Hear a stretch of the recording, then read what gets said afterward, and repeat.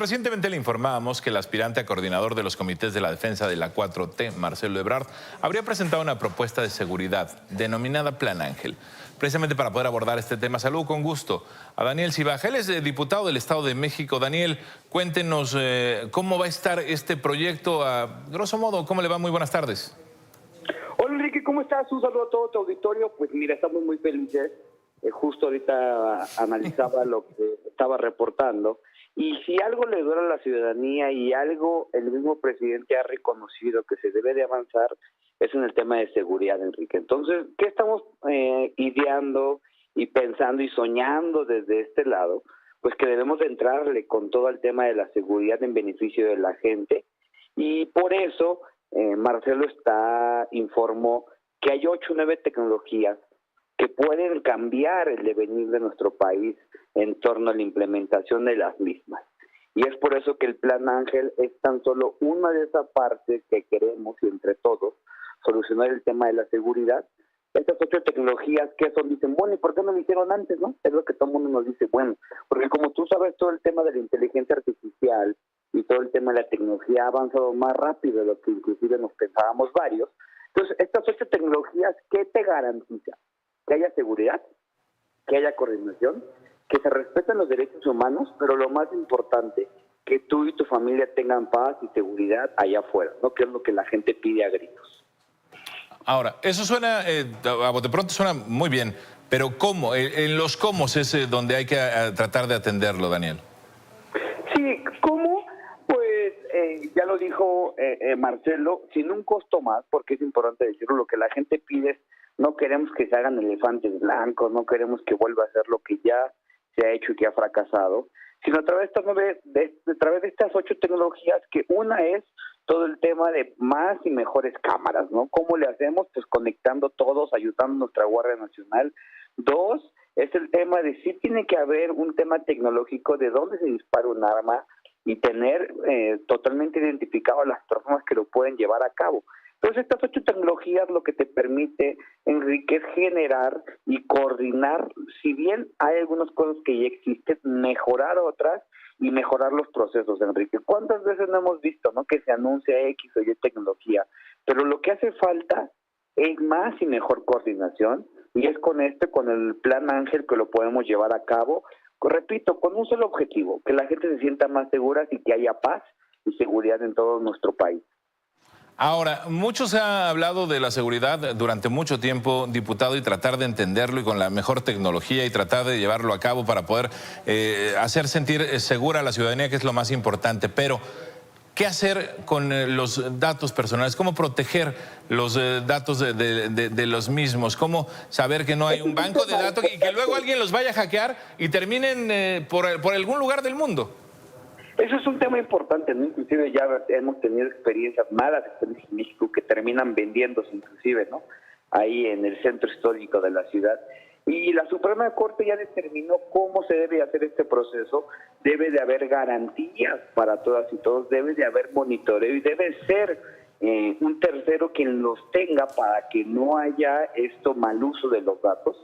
Entonces, obviamente, estos estándares internacionales se cumplirían, se respetaría lo que indica todo el tema de los datos de protección de datos personales, no solamente por nuestra Constitución, sino inclusive por temas internacionales. Eso la gente tendría que tener certeza de que se va a llevar a cabo, como hoy en día pasa en la ciudad, Enrique. En la ciudad todo el mundo sabemos que hay un proceso muy avanzado en el tema de las placas, en el tema de los datos, y yo nunca he visto que haya un problema con esos datos en la Ciudad de México.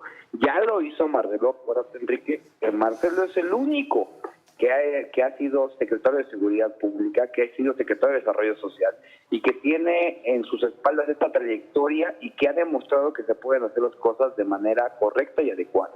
Ahora, esta digitalización de los rostros de las personas, más el tener una lista de datos que por supuesto sucede y ha pasado en otras partes del mundo, Washington uno de ellos, donde uno no es capaz de pasarse una calle sin que se vean y sepan exactamente quién lo hizo, ¿no vulnera un poco los derechos humanos de las personas?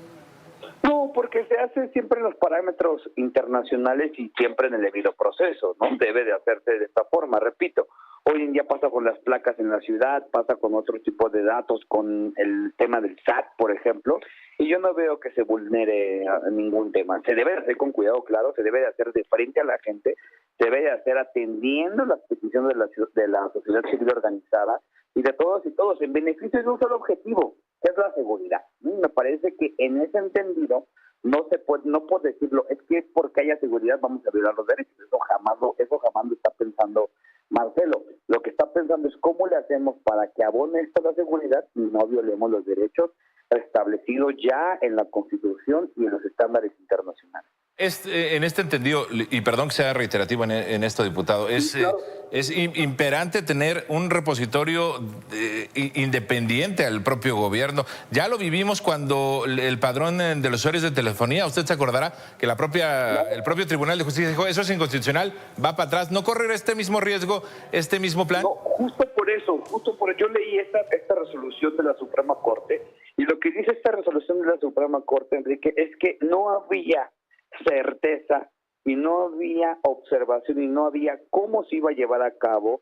Tenía que existir no solamente de parte del gobierno, sino tenía que existir un tercero que le diera garantía a esto. Es por eso que nosotros sí se estaría planteando estas observaciones que ya lo planteó, como tú dices bien, el 25 de abril de 2022 la Suprema Corte, y ellos muestran que de por sí el padrón no era per se inconstitucional, sino era cómo estaba compuesto, y obviamente se tendría que tener todo esto que estableció la Suprema Corte y que establecen los estándares internacionales, que debe de tener certeza jurídica, que está en un servidor que no va a ser utilizado para otro objetivo que no sea ese. Y otro tema importante que estableció la Suprema Corte es que debe de siempre establecerse la intimidad y la protección de datos sensibles, pero que debe de haber un tercero que dé observancia a que eso suceda. Que sin duda suena, como método de investigación, suena padrísimo y de seguridad, pero preocupante al mismo tiempo, porque serán sus hijos, los míos, los de todo el mundo, los que queden a disposición de este propio programa. Pues sí, pero estableciendo lo que ya establece la Suprema Corte, creo que lo podemos hacer de una manera distinta, de una manera que se atienda a estas preocupaciones que son legítimas de la gente y que también se tenga información precisa para el tema de los delincuentes y del crimen organizado. Porque entonces, Enrique, ¿qué hacemos? Ese es el problema.